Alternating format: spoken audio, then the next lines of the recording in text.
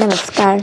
ये रामायण कथा पूरी तरह से श्रीमद् वाल्मीकि रामायण के ऊपर आधारित है। यदि आप इसका निरंतर श्रवण करते रहना चाहते हैं तो इस चैनल को सब्सक्राइब जरूर कर लें और आगे आने वाली सभी पॉडकास्ट के नोटिफिकेशन के लिए बेल आइकन को भी जरूर से प्रेस कर दें। अब हम सुनेंगे 81वां सर्ग इंद्रजीत के द्वारा मायामयी सीता का वध। महात्मा रघुनाथ जी के महानुभाव भाव को समझकर इंद्रजीत युद्ध से निवृत्त होकर लंकापुरी में चला गया। वहां जाने पर बलवान राक्षसों के वध का स्मरण हो आने से सूरवीर रावण कुमार की आंखें क्रोध से लाल हो गईं। वो पुनः युद्ध के लिए निकला। पुलत्सकुल में उत्पन्न महापराक्रमी इंद्रजीत देवताओं के लिए कंटक रूप था। वो राक्षसों की बहुत बड़ी सेना साथ लेकर नगर के पश्चिम द्वार से पुनः बाहर आया। दोनों भाई वीर श्री राम और लक्ष्मण को युद्ध के लिए उद्यत देख इंद्रजीत ने उस समय माया प्रकट की। उसने मायामयी सीता का निर्माण करके उसे अपने रथ पर बिठा लिया और विशाल सेना के घेरे में रखकर उसका वध करने का निश्चय किया। उसकी बुद्धि बहुत ही खोटी थी। उसने सबको मोह में डालने का विचार करके माया से बनी हुई सीता को मारने का निश्चय किया। इसी अभिप्राय से वो वानरों के सामने गया। उसे युद्ध के लिए निकलते देख सभी वानर क्रोध से भर गए और हाथों में सिला उठाए युद्ध की इच्छा से उसके ऊपर टूट पड़े। कपिकुंजर हनुमान जी उन सबके आगे आगे चले। उन्होंने पर्वत का एक बहुत बड़ा शिखर ले रखा था जिसे उठाना दूसरे के लिए नितांत कठिन था। उन्होंने इंद्रजीत के रथ पर सीता को देखा। उनकी खुशी मारी गई थी। वे एक वेणी धारण की बहुत दुखी दिखाई देती थी और उपवास करने के कारण उनका मुख दुबला पतला हो गया था। उनके शरीर पर एक ही मलिन वस्त्र था। श्री रघुनाथ जी की प्रिया सीता के अंगों में उपटन आदि नहीं लगे थे। उनके सारे शरीर में धूल और मैल भरी थी, तो भी वे श्रेष्ठ और सुंदर दिखाई देती थी। हनुमान जी कुछ देर तक उनकी ओर देखते रहे। अंत में ये निश्चय किया कि ये मिथिलेश कुमारी ही हैं। उन्होंने जनक किशोरी को थोड़े ही दिन पहले देखा था, इसलिए वे शीघ्र ही उन्हें पहचान सके थे। राक्षस राज के पुत्र इंद्रजीत के पास रथ पर बैठी हुई तपस्विनी सीता शोक से पीड़ित दीन एवं आनंद शून्य हो रही थी। सीता को वहां देखकर महाकपि हनुमान जी यह सोचने लगे कि आखिर इस राक्षस का अभिप्राय क्या है।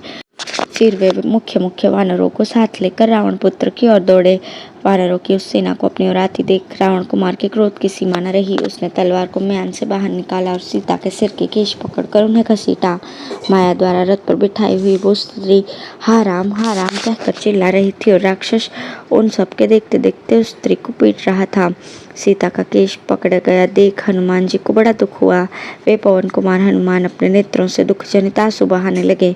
श्री रामचंद्र जी की सर्वांग सुंदरी प्रिय पटरानी सीता को उस अवस्था में देख हनुमान जी को पितो उठे और उस राक्षस राजकुमार इंद्रजीत से कठोर वाणी में बोले, दुरात्मन, तो अपने विनाश के लिए ही तुला हुआ है, तभी सीता के केशों का स्पर्श कर रहा है। तेरा जन्म ब्रह्मर्षियों के कुल में हुआ है, तथापि तूने राक्षस जाति के स्वभाव का ही आश्रय लिया है। तेरी बुद्धि ऐसी बिगड़ी हुई है। धिक्कार है तुझ जैसे पापाचारी को। अनार्य, दुराचारी तथा पापपूर्ण कर्म करने वाले नीच, तेरी ये करतूत नीच पुरुषों के ही योग्य है।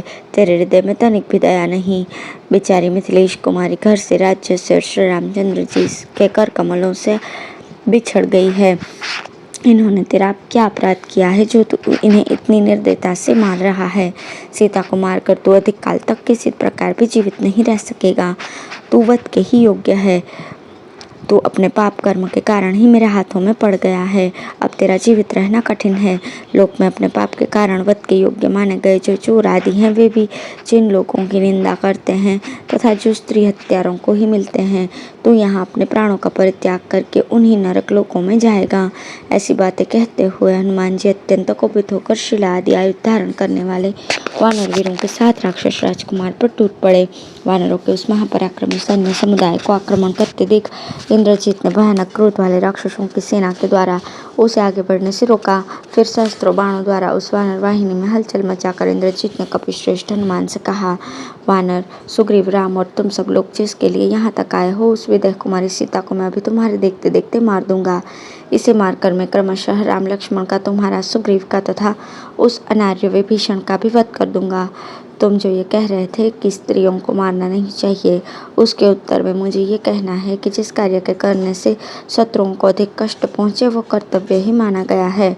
हनुमान जी से ऐसा कहकर इंद्रजीत ने स्वयं ही तेज धार वाली तलवार से उस रोती हुई मायामयी सीता पर घातक प्रहार किया।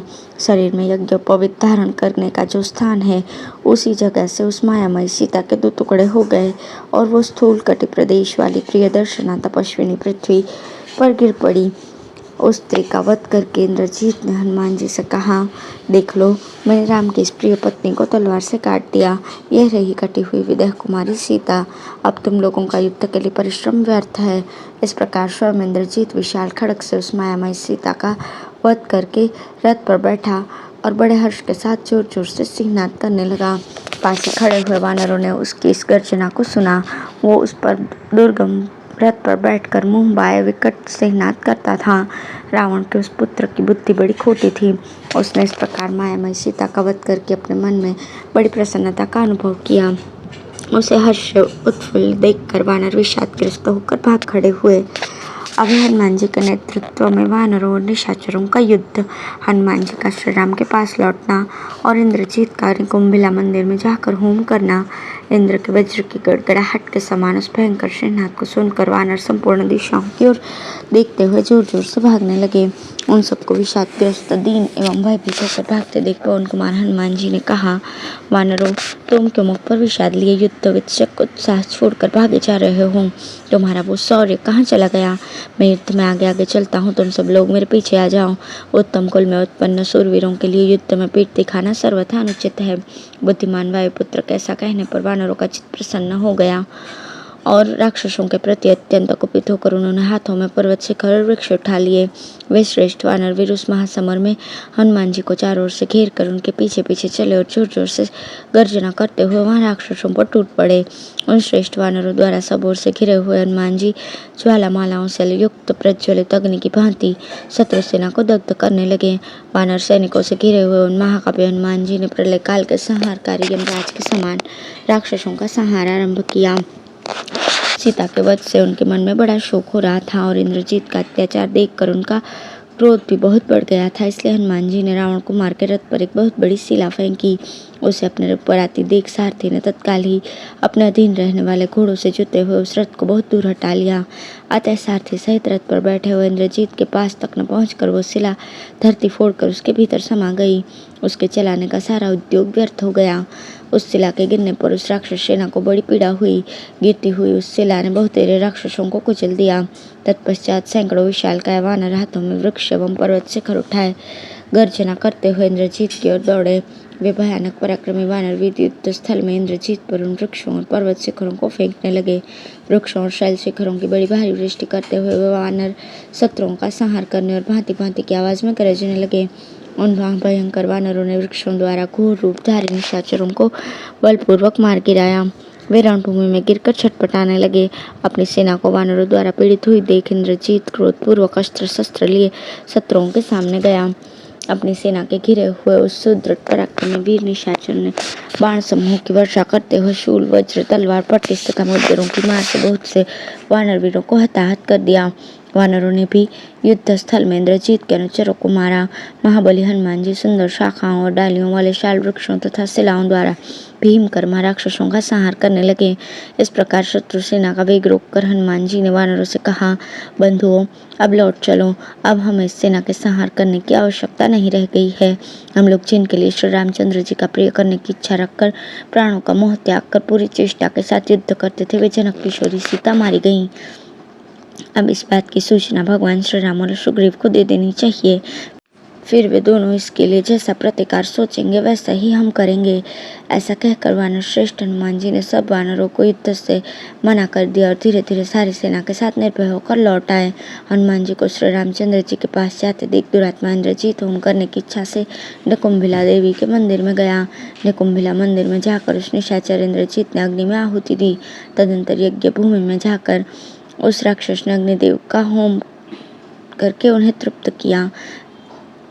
वे होम शोणित भोजी अभिचारिक अग्निदेवता आहुति पाते ही होम और शोणित से तृप्त होकर प्रज्वलित हो उठे और ज्वालाओं से आवृत दिखाई देने लगे। वे तीव्र तेज वाले अग्निदेवता संध्या काल के सूर्य की भांति प्रकट हुए थे। इंद्रजीत यज्ञ विधान का ज्ञाता था।